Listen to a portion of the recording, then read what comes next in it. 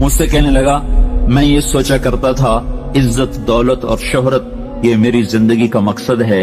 सिर्फ 22 साल में मुझे सब कुछ मिल गया, इज्जत भी, दौलत भी, शोहरत भी, लेकिन दिल उसी तरह परेशान। 100 बार चमन महका, 100 बार बहार आई, दुनिया की वही रौनक, दिल की वही तन्हाई। तो रौनक भी है, बहार भी है, फिर दिल क्यों उदास है, फिर दिल क्यों परेशान और गमगीन है। का इस सोच ने मुझे ये मजबूर कर दिया कि मैंने मकसद के इंतखाब में गलती खाई है। मकसद के पाने के बाद तो आदमी चैन में आता है। मुझे अगर इज्जत, दौलत, शोहरत मेरा मकसद है, मुझे मिल चुका है, फिर मुझे चैन क्यों नहीं, फिर मुझे सुकून क्यों नहीं। तो मुझे पता चला कि नहीं, मकसद जिंदगी कुछ और है। मैं कहा शुक्र करो तुम्हें जल्दी पता चल गया। बाज़े तो जिंदगी गुजार जाते हैं और उन्हें मौत तक नहीं होश रहता कि मैं क्यों आया था और मेरा क्या मकसद था। जो लौट आए कुछ कहना नहीं, बस देखना उन्हें गौर से, जिन्हें मंजिलों पे खबर हुई कि ये रास्ता कोई और था। चल चल थक गए, जब आगे पहुंचे तो देखो गलत जगह आ गए। वापस मुड़ने का वक्त खत्म हो चुका है, शाम हो चुकी है, अंधेरे छा चुके हैं, अब वापस मुड़ने का रास्ता नहीं है। शुक्र करो अल्लाह ताला ने हमें ईमान की दौलत अता फरमाई और तुम 22 साल की, तुम जल्दी 30 बरस की उम्र में ही तुम्हें होश आ गया कि नहीं मेरी जिंदगी का मकसद कोई और है। उस नौजवान ने कहा हम दिन में 5 नमाजें पढ़ते। उस लड़की ने कहा ये तो बहुत ज्यादा है। तो उस नौजवान ने कहा, लंबी खैर बात हो जाएगी, आखिरी बात बताता हूं। तो जब वो बात खत्म हो गई तो उस लड़की ने आगे हाथ बढ़ाया कि अच्छा खुदा हाफिज। तो उस नौजवान ने कहा मैं आपको ये हाथ नहीं लगा सकता। उस लड़की ने कहा क्यों? कहा ये हाथ मेरी बीवी की अमानत है, ये सिर्फ उसी को छू सकता है और किसी को नहीं छू सकता। तो लड़की खड़ी थी, उसकी चीख निकली और जमीन पे गिर गई और उसकी हिचकियां लग गईं और वो फूट फूट के रोने लगी और कहने लगी वो लड़की कितनी खुशकिस्मत है जिसके तुम खामिंद हो, काश यूरोप के मर्द भी ऐसे होते। और रोती हुई, आंसू बहाती हुई उठ के चल दी। तो उशफाक मरहूम कहने लगे मैंने अपनी बीवी से कहा बानो आज वो तबलीग हुई है कि लाखों किताबें छप कर भी वो पैगाम न पहुंचता जो ये लड़का अपने अमल से पहुंचा गया। तो हमें एक जिंदगी का मेरे अजीजों मकसद मिला है, अल्लाह हमारी मंजिल है, हम अल्लाह को सामने रख के जिंदगी गुजारने वाले हैं। हम आजाद नहीं हैं, हमें अल्लाह देख रहा है, हमारी अल्लाह सुन रहा है, अल्लाह हमारे साथ है। अंधेरे में, उजाले में, तन्हाई में, किसी से भी छुप जाओ, अल्लाह से नहीं छुप सकते। कहीं चले जाओ की तैयारी करते हुए जिंदगी गुजारना ये कामयाब जिंदगी है। तो कहीं ऐसा ना हो कि मेरा अल्लाह कह दे वमताजुल यौमा अय्युहल मुजरिमून, इनको अलग कर दो और मुजरिमों की सफ में खड़ा कर दो, तो फिर कोई हाल ना होगा। हाय अल्लाह के नबी ने कहा कितनी औरतें होंगी जिनको सर के बालों से फरिश्ते पकड़ के घसीट रहे होंगे और वो कहेंगी हाय हमें बचा लो, हाय हमें बचा लो। और कितने मर्द होंगे जिनके जबड़ों में हाथ डालकर फरिश्ते उनको घसीट रहे होंगे, वो कहेंगे हाय हमें बचा लो, हाय हमें बचा लो। तो उस वक्त अल्लाह कहेगा अवलम नुअम्मिरकुम मा यतदक्करु फीहि मन तदक्कर वजाअकुमुन नज़ीर। मेरे बंदे ये चंद आंसू दुनिया में बहा लेता, जो आज तू कर रहा है, दुहाइयां दे रहा है, ये तो दुनिया में दे लेता तो आज अपने रब की रहमत को देखता। तुझे बताने वाले भी आए थे, तुम्हें समझाने वाले भी आए थे, लेकिन तू तो मजाक उड़ाता रहा, तू तो उनके साथ मस्तियां करता रहा। आज देख ईमान वाले कितने ऊंचे जा रहे हैं और जिन्होंने मुझे राजी किया वो कितनी बुलंदियों का सफर कर रहे हैं और उनके साथ मैं क्या करने लगा। ये कामयाबी उसको मिलेगी जो अपना सब कुछ अपने अल्लाह पर लगा देगा, वो अपना सब कुछ अल्लाह के महबूब सल्लल्लाहु तआला अलैहि वसल्लम के तरीके पर लगा देगा। ये कामयाबियां उसका मुकद्दर हैं।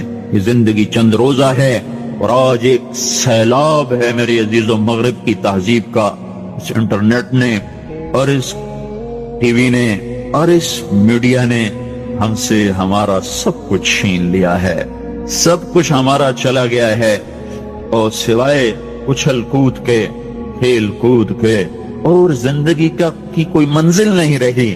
میں آپ سب کے سامنے یہ درخواست کرتا ہوں کہ اپنی زندگی کی منزل طے کرو، پہلے یہ سوچو اور سمجھو کہ یہ صبح ہو، یہ شام، یہ دن، یہ رات، یہ جو گزر رہے ہیں مجھے کہاں لے جا رہے ہیں، میرا سفر کدھر کا ہے، میں کہاں جا رہی ہوں، میری آخری منزل کیا ہے، تو اس کے مطابق اپنی زندگی کی ترتیب بناؤ۔ میرے آپ کے نبی نے فرمایا الکیس من دان نفسہ وعمل لما بعد الموت، سمجھدار وہ نہیں جو مشہور ہو جائے، جو عزت اور دولت کو اکٹھا کرے، سمجھدار وہ ہے جو اپنی آخرت کا سامان تیار کرے اور اپنی موت کی تیاری کرے۔ اس پر جو جم جائے گا وہ دنیا اور آخرت میں کامیاب ہے، جو اس سے ہٹ جائے گا وہ ہلاک و برباد ہے۔ فرعون جیسا ظالم بادشاہ جس نے بچے ذبح کر دیے، اس کے دربار میں اس کی بیٹی کی ایک خادمہ تھی، باندھی تھی، اس نے چپ کے کلمہ پڑھ لیا، وہ مسلمان ہو گئی، وہ ایمان لے آئی۔ ایمان ایسی دولت ہے جو چھپے نہیں چھپتا، وہ نظر آتا ہے، جہاں نظر آتا ہے وہاں روشنیاں پھیل جاتی۔ میں جب سے کالج چھوڑا میں کبھی ہوٹلوں میں نہیں گیا، یہ 5 سٹار ہوٹل کا اس وقت ہم جایا کرتے تھے جب کوئی وہاں جانے کا نام نہیں لیا کرتا تھا۔ چھوٹی عمر میں لاہور چلے گئے، ماں باپ جیب میں پیسے ڈال دیتے تھے، وہ سمجھتے تھے پڑھ رہے ہیں، ہم کچھ اور کاموں میں ہوتے تھے۔ تو پھر اس کے بعد میں زندگی میں پہلی دفعہ گیا، ہمارے ایک دوست تھے، ان کی بیٹی کی شادی تھی، تو میں کبھی نہیں جاتا ایسے موقعوں پر اس قسم کی جگہ پر، لیکن اس نے میری اتنی منت کی کہ میں شرمندہ ہی ہو گیا۔ میں نے کہا اچھا بھائی میں آ جاؤں، اور پھر اس نے مجھے تسلی دلائی کہ وہاں سارا الگ الگ ہے، عورتوں کا انتظام الگ ہے، مردوں کا الگ ہے، پی سی لاہور میں۔ تو میں نے کوئی 30-32 برس کے بعد اس ہوٹل میں قدم رکھا، ماضی کے دھندلکوں میں جھانکتے کتنی صبحیں کتنی شامیں وہاں گزری ہوئی تھیں غفلت کی۔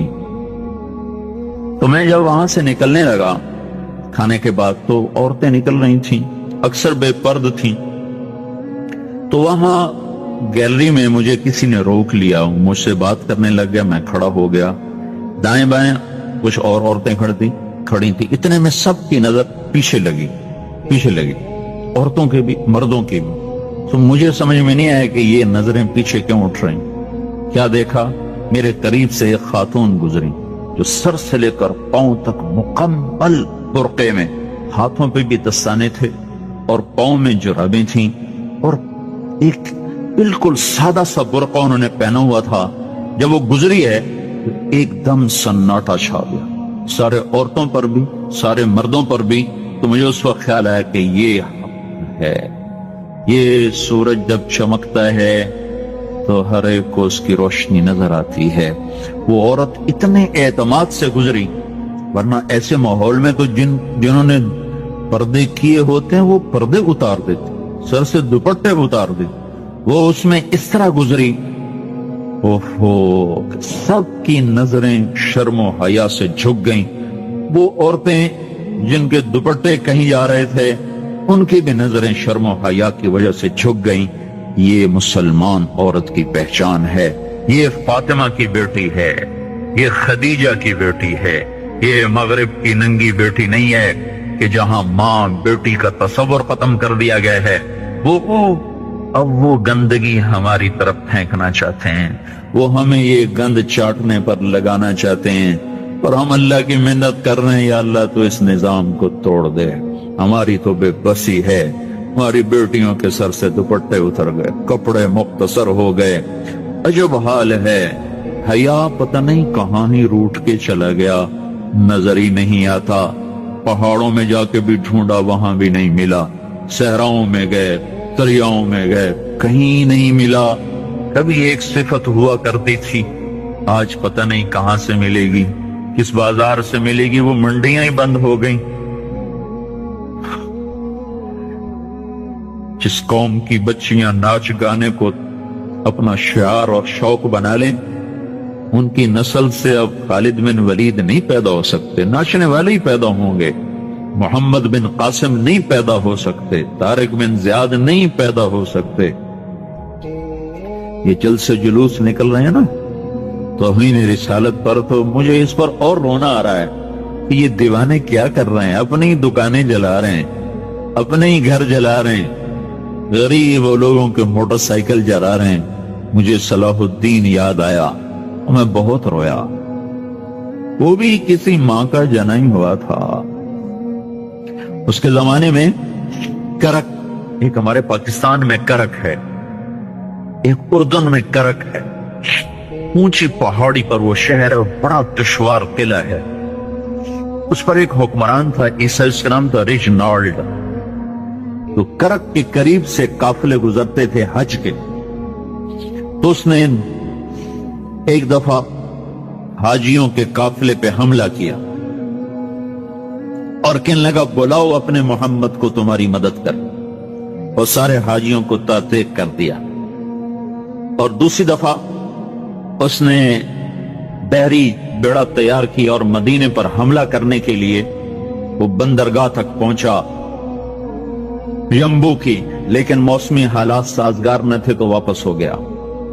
तो हित्तीन की लड़ाई हुई है फलस्तीन में, जिसमें सारा यूरोप अपनी ताकत के साथ मैदान में उतरा था और इधर तन्हा सलाहुद्दीन अयूबी रहमतुल्लाह अलैह अकेला उस लश्कर से टकराया था।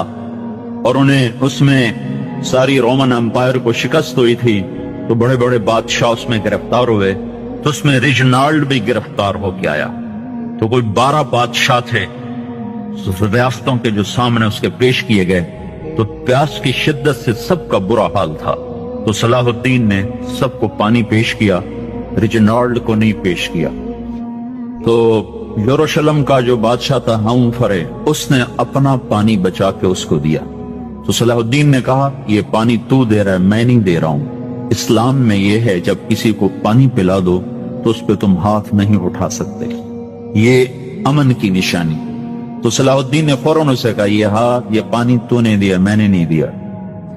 तो फिर उन्होंने रिजनाल्ड को इस्लाम की दावत दी कि तू मुसलमान हो जा, मैं तुझे दावत देता। उसने इनकार कर देखा, मैं नहीं होता। तो उन्होंने कहा मैंने तेरे कत्ल की 2 दफा कसम खाई थी। एक जब तू मदीने पे हमला आवर हुआ था तो मैंने कसम खाई थी मैं तुझे अपने हाथों से कत्ल करूंगा। और दूसरी दफा जब तुमने हाजियों पे हमला करके कहा था बुलाओ मोहम्मद को, तो मैंने कसम खाई थी कि मुझे अल्लाह ने मौका दिया तो मैं अपने हाथ से तेरी गर्दन उड़ाऊंगा।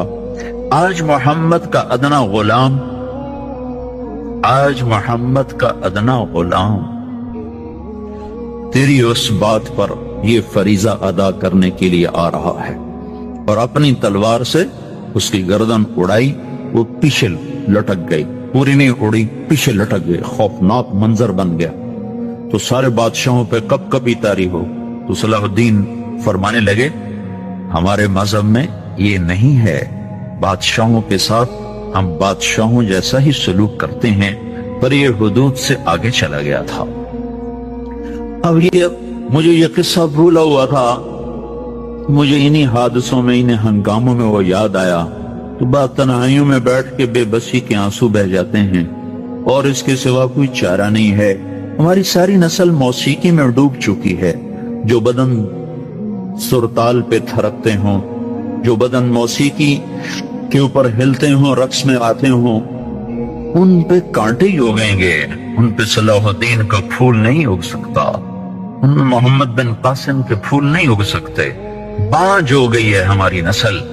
और ये यूरोप का शहर है जो चल गया है, हमारी बेबसी है, हमारी बेबसी है।